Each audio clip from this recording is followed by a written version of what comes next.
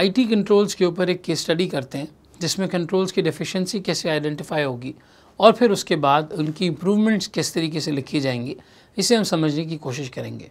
थोड़ा सा सवाल डिस्टिंक्ट और एक नॉर्मल बिहेवियर से हट के है। This question is about a supermarket. Dutton के नाम से एक सुपरमार्केट है। इस सुपरमार्केट ने प्रॉफिटेबिलिटी के लिए कुछ सस्ते सप्लायर्स चुने।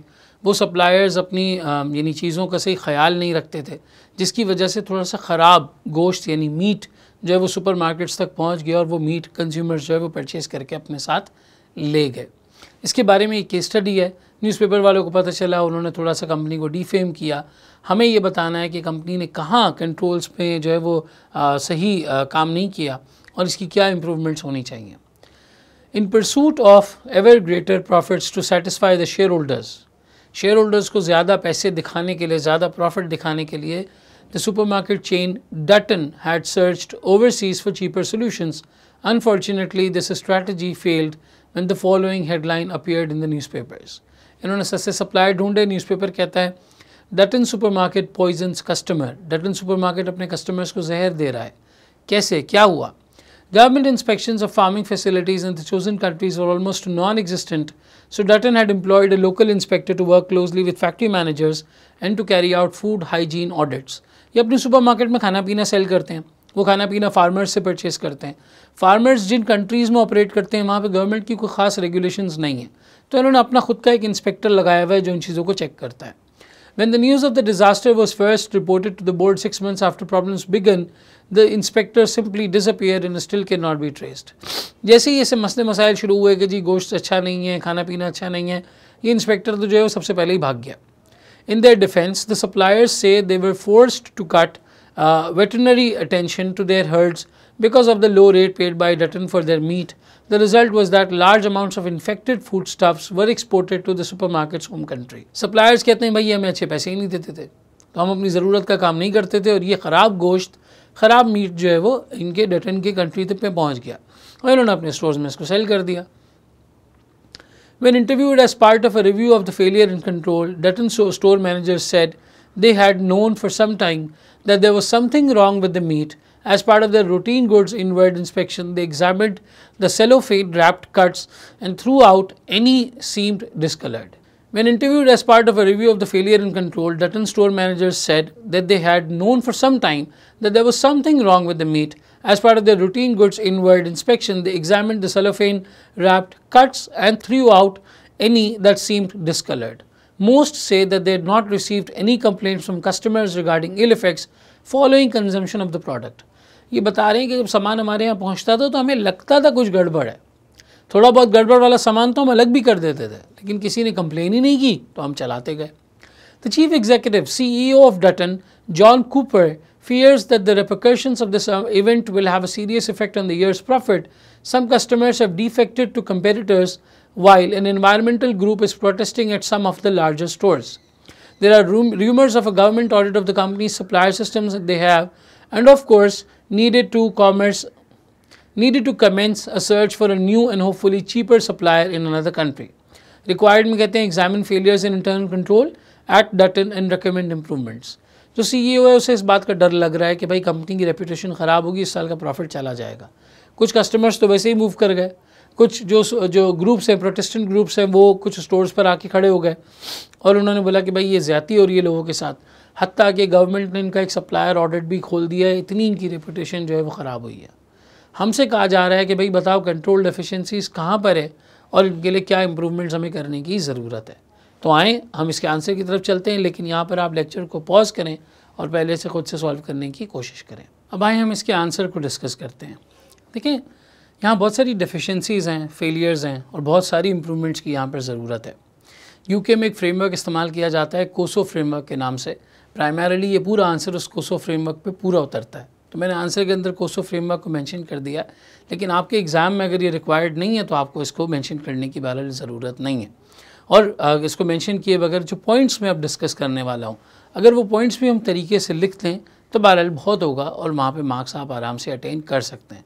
अगेन सोल्यूशन को मैंने बहुत ज़्यादा डिटेल्ड, डिस्क्रिप्टिव और एक आइडियल तरीके से जो है वो लिखने की कोशिश की है। आप चाहें तो इससे कम लेंथ में भी अपना आंसर एग्ज़ाम में प्रेजेंट कर सकते हैं, लेकिन जो पॉइंटर्स मैंने यहाँ पर डिस्कस किए हैं या बताने जा रहा हूँ वो बहरहाल बहुत इंपॉर्टेंट हैं, बहुत ज़्यादा इंपॉर्टेंस रखते हैं और आपको उन्हीं पॉइंट्स को मेंशन करना चाहिए। फिर आप इसे अपने आंसर से कंपेयर कीजिएगा और देखिएगा कहाँ पे आपके थॉट प्रोसेस के अंदर चीज़ें मुख्तलिफ़ तरीके से आ रही हैं।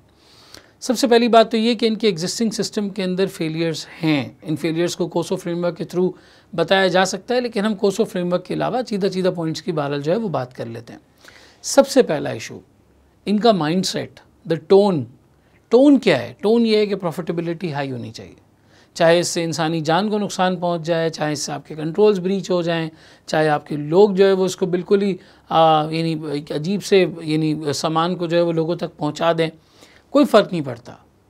टोन ये सेट हुई है कि कंपनी में प्रॉफिटेबिलिटी आनी चाहिए। आप सप्लायर के साथ गलत कर रहे हैं, सप्लायर को पैसे कम दे रहे हैं कि वो अपनी ज़रूरत की चीज़ें नहीं कर पा रहा, वो एक चेक एंड बैलेंस नहीं रख पा रहा अपने प्रोडक्ट पे और ऐसे ही आगे भेज रहा है, क्योंकि आप कैपिटलिस्ट हुए हुए हैं, आपको प्रॉफिटेबिलिटी मेक श्योर करनी है over every other cost.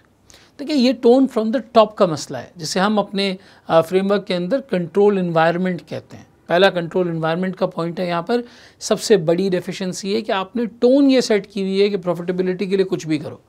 Share holders ने इतना प्रेशराइज किया हुआ है, तो मतलब सीईओ भी उसमें शामिल है ना हिमसेल्फ।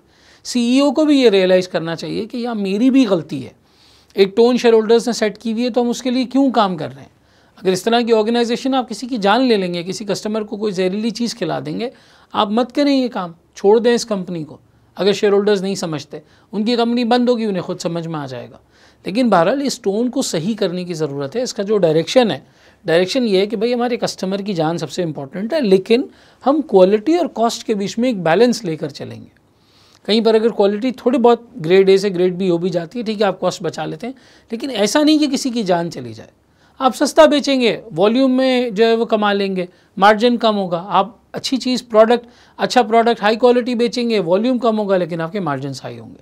तो एक स्ट्रेटेजिक बैलेंस यहाँ पे बनाने की ज़रूरत है between the quality of materials as compare to आप जो है वो कॉस्ट इनकर कर रहे हैं। सबसे पहला और प्राइमरी इशू यहाँ कंट्रोल एनवायरनमेंट का है।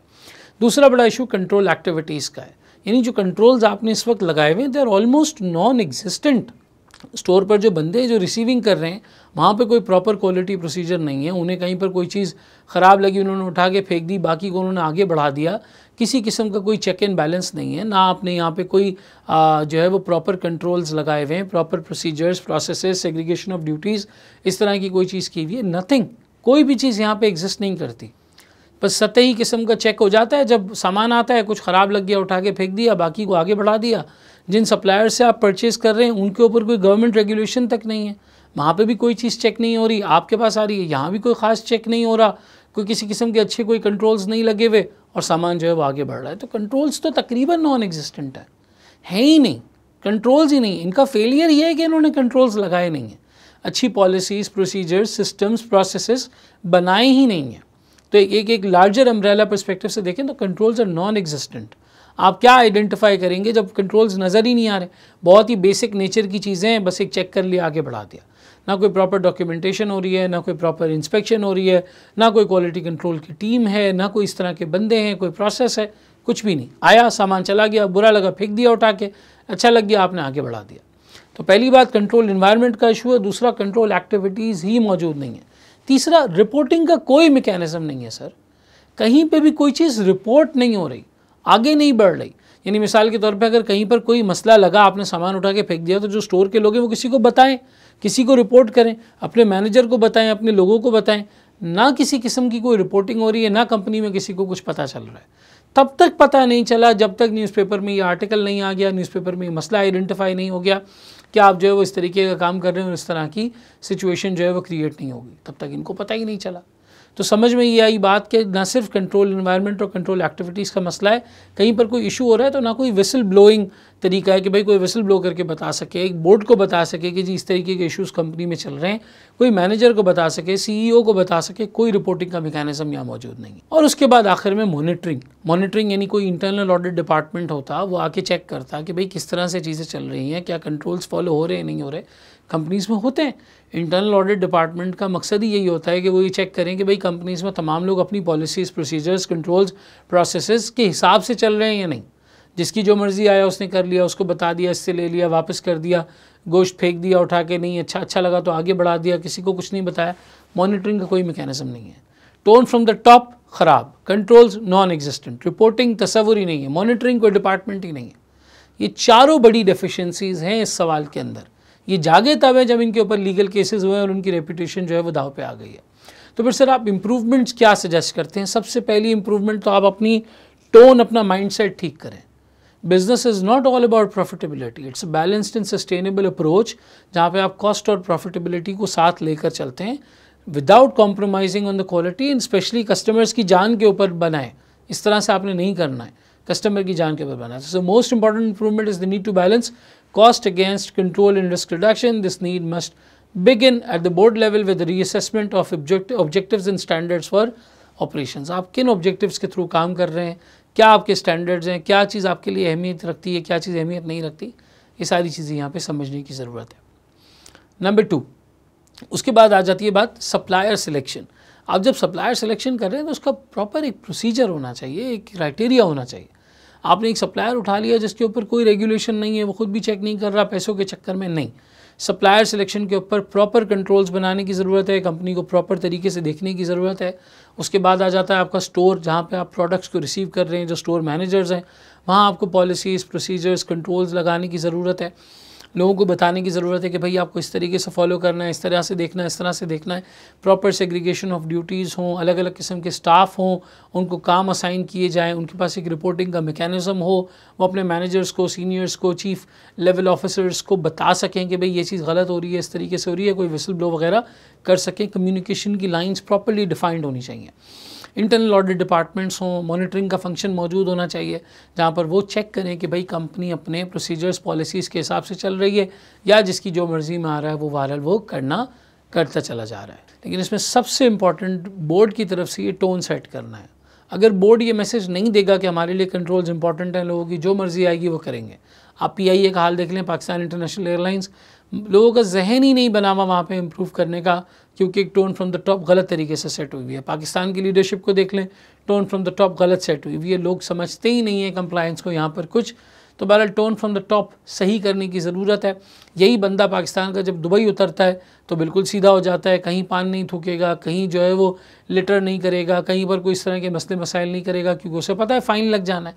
आप वहाँ पर ज़ेब्रा क्रॉसिंग से रोड क्रॉस करें, जब आपका वक्त नहीं है, गाड़ियाँ आ रही है उस वक्त करें, 400 दिरहम का फ़ाइन लग जाएगा। तो वहाँ पर अब खैर 400 दिरहम तो मुझे 2019 का रेट पता है, आज तो पता नहीं क्या हो गया होगा वो अमाउंट। कहने का मकसद वहाँ पर आदमी बिल्कुल सीधा हो जाता है। तो क्यों टोन फ्रॉम द टॉप वैसा सेट हुआ हुआ है, एनवायरनमेंट वैसा बनाया हुआ है। सबसे इंपॉर्टेंट यहाँ पे ये है, पहले टोन फ्रॉम द टॉप सही हो, प्रॉपर कंट्रोल्स, प्रोसीजर्स आए, रिपोर्टिंग का प्रॉपर मैकेनिज्म आए, और फिर उसके बाद उसकी मॉनिटरिंग की जाए इंटरनल ऑडिट जैसे डिपार्टमेंट्स के थ्रू, तो ये कंपनी बहरहाल जो है वो आगे बढ़ सकती है। खैर एक एग्जांपल हमने देखी कि कैसे कंट्रोल्स को आइडेंटिफाई किया जाता है, डेफिशिएंसीज़ को आइडेंटिफाई किया जाता है, उनके इम्पैक्ट को एनालाइज किया जाता है, और फिर उसके ऊपर रिकमेंडेशंस दी जाती हैं। आपके दूसरे सब्जेक्ट्स के अंदर भी आपने ऑडिट टाइप के सब्जेक्ट्स के अंदर कंट्रोल्स और उनकी रिकमेंडेशंस, डेफिशिएंसीज़ वगैरह के हवाले से जो है वो चीज़ें देखी होंगी, नहीं देखी होंगी तो आगे इंशाल्लाह ताला देख लेंगे। बहरहाल इसी तरीके की एक केस स्टडी, इसी तरह का एक शॉर्ट हमारे पास ये मौजूद है। अब आए हम अपने अगले सेगमेंट की तरफ मूव करते हैं। Thank you so much everybody, अल्लाह हाफ़िज़।